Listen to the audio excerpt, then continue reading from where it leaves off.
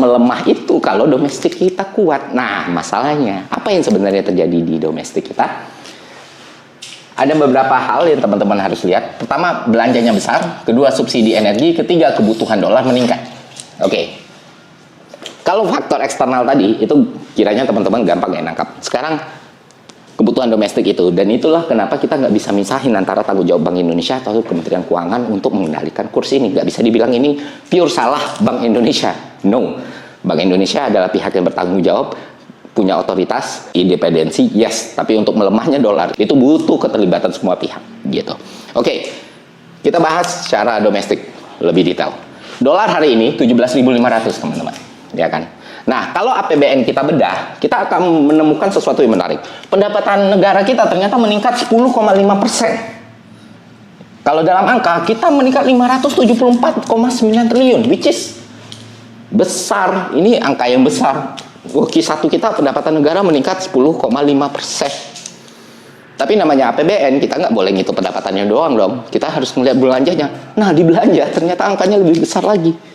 Angkanya ada 31,4%. Menaik daripada Q sebelumnya.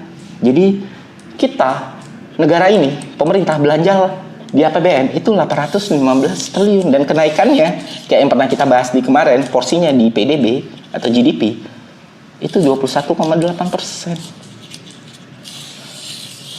Nah, kalau diangkakan, kayak gue bilang tadi, 815 triliun. Dan lebih menarik lagi ketika kita bedah angka 815 triliun ini, ternyata 610 triliun itu belanja pemerintah pusat.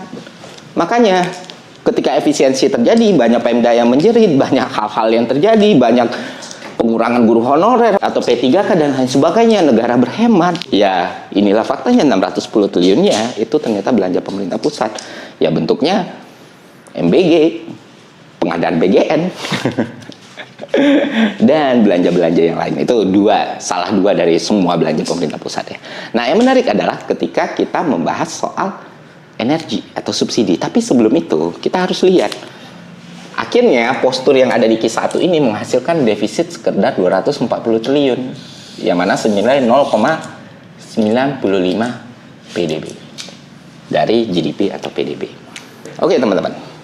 Sebenarnya angka 240 triliun itu nggak akan jadi masalah yang besar dan nggak akan cukup untuk melemahkan rupiah, karena bertahun-tahun di berbagai negara defisit APBN itu tidak serta-merta melemahkan kurs atau mata uang sebuah negara.